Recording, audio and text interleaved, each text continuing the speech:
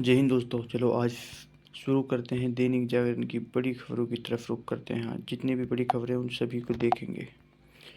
पहली खबर है, घुसपैठिए नहीं तय कर सकते कौन बनेगा पीएम और सीएम। शाह, ये बात अमित शाह ने, गृह मंत्री जी ने कही है। देखते हैं इस खबर को।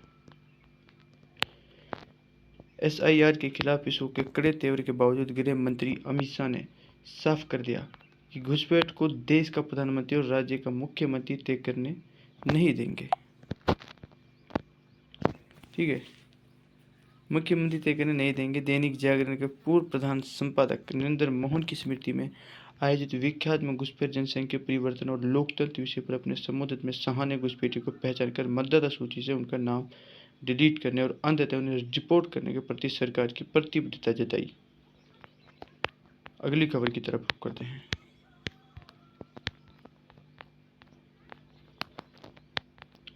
अफगानिस्तान पड़ोसी है, काबुल में फिर खोलेंगे दूतावास भारत। आप सभी को पता है, अफगानिस्तान के जो विदेश मंत्री हैं वो भारत के दौरे पर आए हुए हैं। ऐसे समय जब अफगानिस्तान फिर वैश्विक शक्तियों के आकर्षण का केंद्र बनता दिख रहा है, तब भारत ने काबुल स्थित दूतावास पुनः खोलने का ऐलान किया है। साथ ही अफगानिस्तान को पड़ोसी देश बताकर भारत सरकार ने पाकिस्तान को साफ संकेत दिया है कि गुलाम कश्मीर को लेकर वे अपनी नीति पर अड़िग हैं। शुक्रवार को तालिबान के विदेश मंत्री आमिर खान मुत्की के साथ बैठक के दौरान विदेश मंत्री एस जयशंकर ने तकनीकी मिशन को पूर्णकालिक दूतावास में बदलने की घोषणा की। अगस्त 2021 में तालिबान के सत्ता में आने के बाद अफगानिस्तान की अस्थिर स्थिति को देखकर भारत ने दूतावास बंद कर दिया था। हालांकि भारत ने तालिबान सरकार को अभी मान्यता नहीं दी है। यहाँ बैठक में अफगानिस्तान को 20 एम्बुलेंस देने समेत वहाँ की आम जनता को बेहतर स्वास्थ्य सेवा देने के लिए भारत ने कई मदद की घोषणा की। अफगानी विदेश मंत्री ने भारत को आश्वस्त किया कि उनके देश की ज़मीन का कभी भी भारत के हितों के विरुद्ध इस्तेमाल नहीं होगा। ये बहुत बड़ी बात है। नेक्स्ट खबर की तरफ रुख करते हैं। वेनेजुएला की मारिया कोरिना मचाडो को मिला नोबेल शांति पुरस्कार। ट्रंप मायूस, यानी ये मारिया कोरिना है, मचाडो है ना, इसको शांति में नोबेल पुरस्कार से इसको सम्मानित किया गया है। ये बहुत बड़ी खबर है।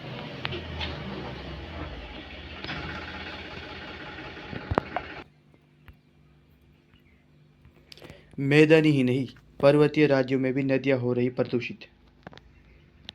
अगली खबर की तरफ रुख करते हैं। एनसीआर में पटाखों पर पूर्ण प्रतिबंध नहीं है, व्यवहारिक और नहीं आदर्श, सुप्रीम कोर्ट ने ये कहा है।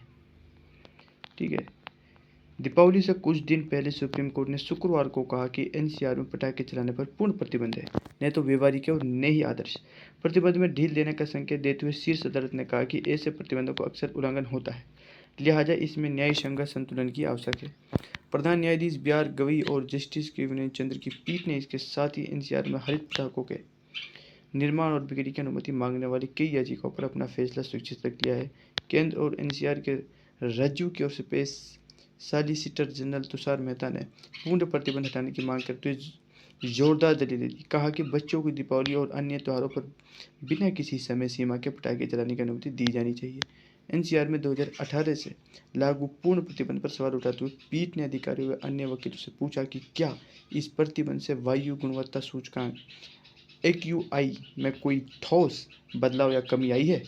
मेहता ने वायु गुणवत्ता प्रतिबंध आयोग के आंकड़ों का हवाला देते हुए बताया कि प्रदूषण का स्तर लगभग एक जैसा रहा है, सिवाय कोविड-19 लॉकडाउन अवधि के, जब औद्योगिक गतिविधियां और वाहन बंद थे। अगली खबर, नई दिल्ली स्टेशन पर भीड़ संभालने को 14 ट्रेनों के प्लेटफॉर्म बदले। करवा चौथ पर पूजा अर्चना के बाद चांद और सजना का दीदार पर सुहानियों ने खोला पोर्ट। सबसे बड़ी खबर की तरफ रुख करते हैं। साहिबी नदी को फिर से मिलेगा पुराना रूप। स्कूल फीस वृद्धि पर सुप्रीम कोर्ट ने दिल्ली सरकार और निजी स्कूलों से मांगा जवाब। अगली खबर, अंग्रेजी माध्यम के स्कूलों में भी बढ़ रहा है हिंदी का चलन। 20 लाख में होने वाला रोबोटिक किडनी ट्रांसप्लांट एम्स में अब 20,000 में ही। तो दोस्तों, अगली खबर तरफ रुख करते हैं। दिल्ली से अफगानी विदेश मंत्री की पाक को चेतावनी, हमें मत छेड़ो। अफगानिस्तान के आमिर खान मुत्की।